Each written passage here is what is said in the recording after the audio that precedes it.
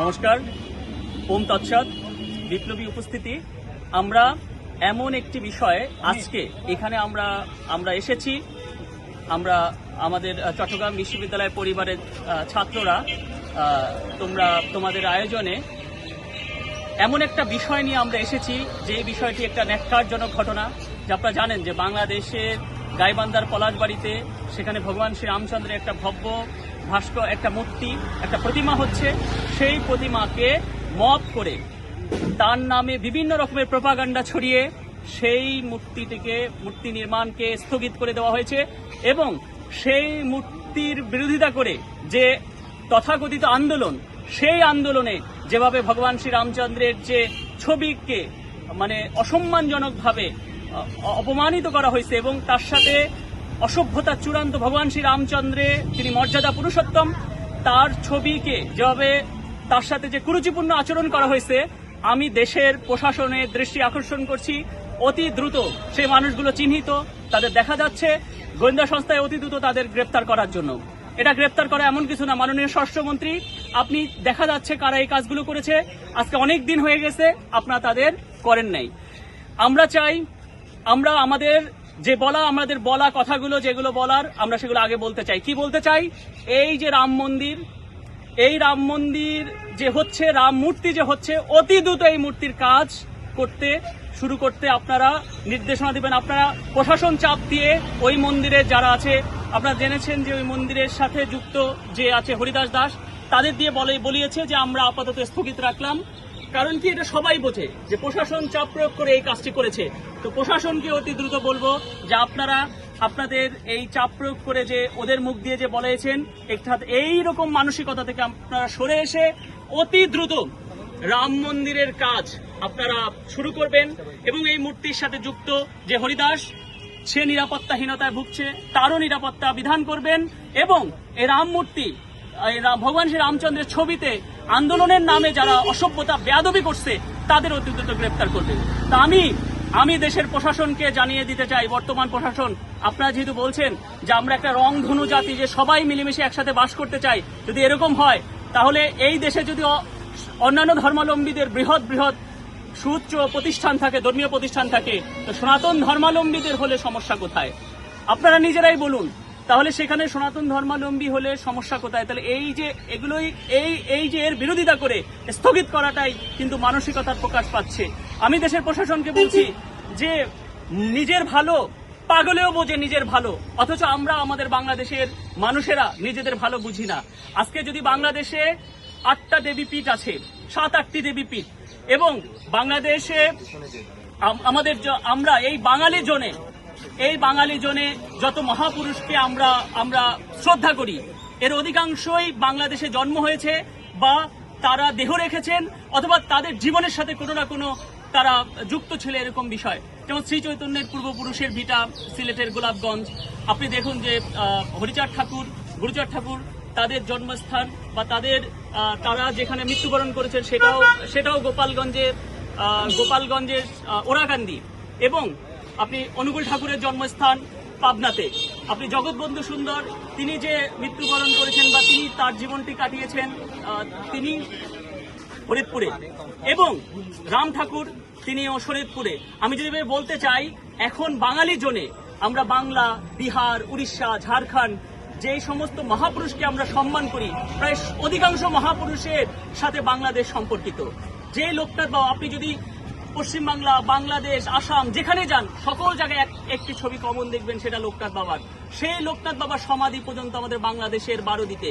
তাহলে এতগুলো আধ্যাত্মিক স্থান, এতগুলো দেবীপীঠ, এতগুলো আধ্যাত্মিক স্থান, এবং যদি বাংলাদেশ এবং তার সাথে এই রাম মন্দির, এই বিষয়গুলো যদি হতো, তাহলে এই যে রিলিজিয়াস ট্যুরিজম, যে এই আধ্যাত্মিক যে পর্যটন, যে কি পরিমাণে আপনি চিন্তা করেন তো, দেশের বাইরে থেকে, এই পশ্চিমবাংলা থেকে, আসাম থেকে, ত্রিপুরা থেকে, ঝাড়খণ্ড থেকে, যে সমস্ত জায়গায় বাঙালি লোকের আছে, কি পরিমাণে পর্যটকরা তারা আসতো তীর্থ বিষয়।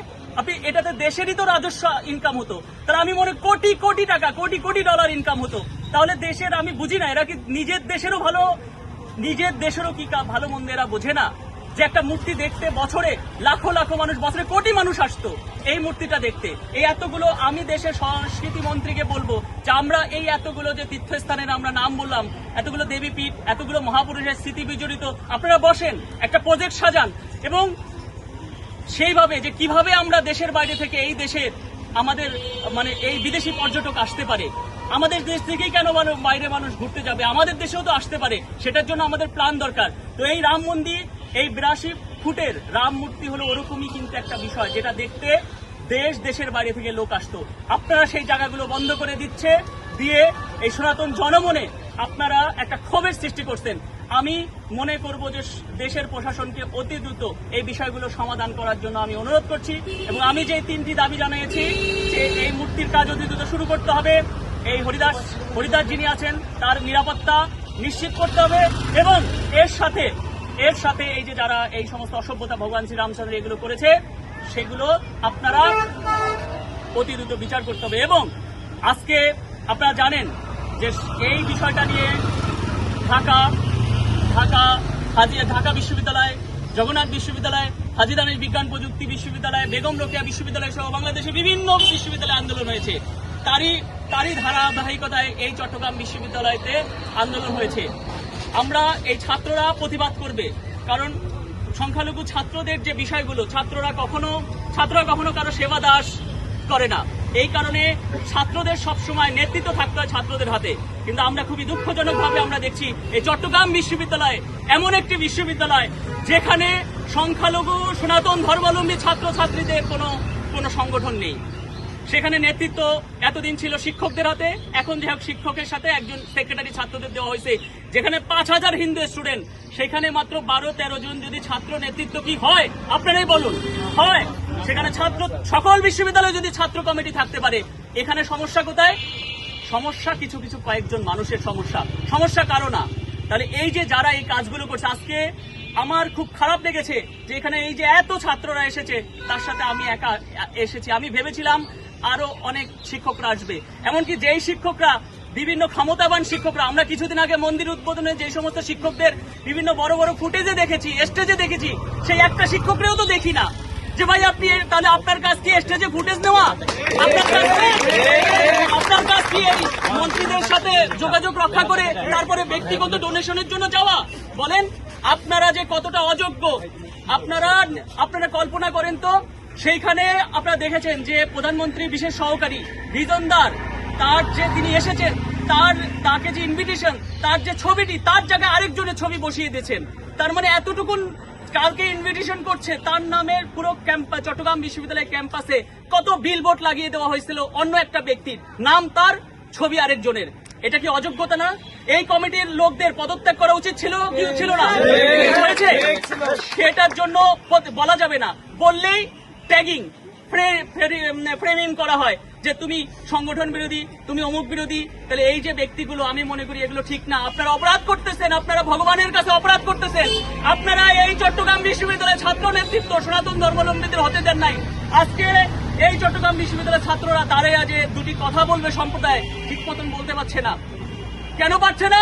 কারণ নেতৃত্ব এখান থেকে আপনারা হতে দেন নাই। এখান থেকে হতে দেন নাই দেখে সেই নেতৃত্ব চট্টগ্রাম শহরে যায় নাই।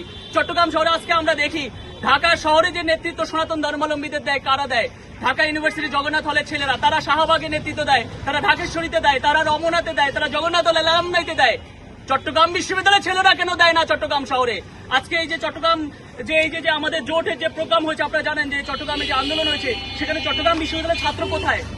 একজন ছাত্র চট্টগ্রাম বিশ্ববিদ্যালয়ে নেই। কেন নেই? কারণ এখানে সেই নেতৃত্ব তৈরি করা হয়নি। এই চাকসুর সময় আমরা হারে টের পেয়েছি, সেখানে আমরা ক্যান্ডিডেট পর্যন্ত দিতে পারিনি, কারণ ছাত্র নেতৃত্ব তৈরি হয় নাই। কেন হয় নাই? কারণ ছাত্র সংগঠন নেই। এই সংগঠনগুলো কারা হতে দেয় নাই?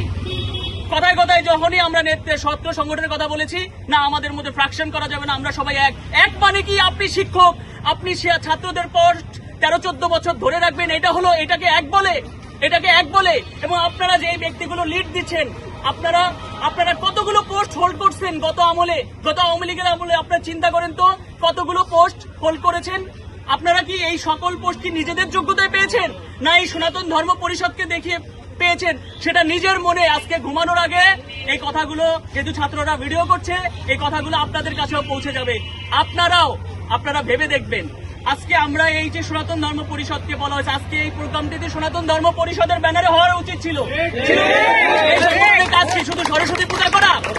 সেখানে আমি এই সংগঠনের সাধারণ সম্পাদক, ওর তো দোষ না, ছাত্রকে বলেছি ওর ইচ্ছা ছিল প্রতিবাদ জানানো, কিন্তু সে পারে নাই, সে চেষ্টা করেও পারে নাই। এবং আমি দেখলাম কি হচ্ছে, একটা বিবৃতি ঝেড়ে দিছে। ভাই বিবৃতি ঝেড়ে সবাই, এবং সেখানে দেখলাম সভাপতির নাম নাই। তা আমি আপনাদের বলবো, সব আরামের একটা করে ব্যারাম আছে, আপনি আরামটুক নিবেন, ব্যারাম নিবেন না তা হবে না।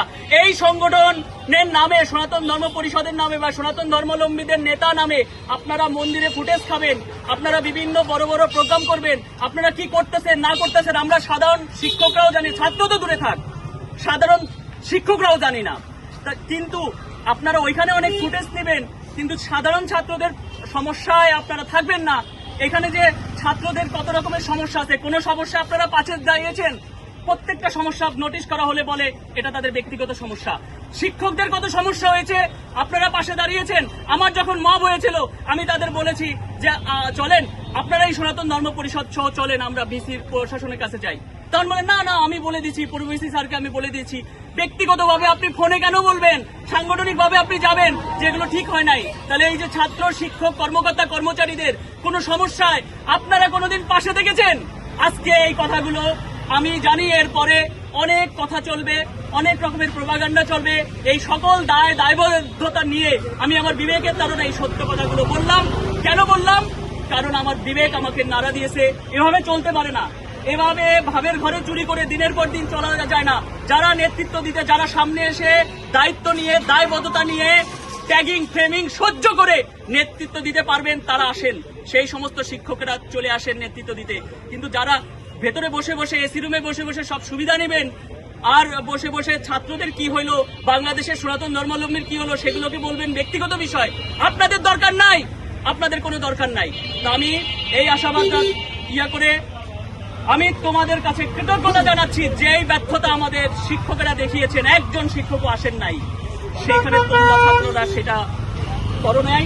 তোমাদের কাছে আমরা কৃতজ্ঞতা আমি জানাচ্ছি। এবং এই চট্টগ্রাম বিশ্ববিদ্যালয়ের ছাত্ররা আজকে থেকে আমি মনে করি তারা আগামীতে তাদের নেতৃত্বের মাধ্যমে তারা তাদের জানান দিবে, তাদের একতার জানান দিবে। এবং জানান দিবে কে দিবে না? এই চট্টগ্রাম বিশ্ববিদ্যালয়ে কোনো পকেট গ্রুপিং এর আমরা এগুলোর সাথে নাই। আমরা মনে করব যে আমরা যেটা করবে, ছাত্ররা যেটা চাইবে সেটাই হবে, এবং ছাত্রদের জন্যই শিক্ষকেরা, এটা মাথায় রাখতে হবে। তো আমি আবারও এই আপনারা যারা এই আয়োজন করেছেন সেই আয়োজনকারীদের ধন্যবাদ, কৃতজ্ঞতা জানিয়ে আমি আমার বক্তব্য শেষ করছি। সবার কল্যাণ হোক। ওম শান্তি শান্তি শান্তি। জয় শ্রীরাম, হর হর মহাদেব, জয় মা কালী।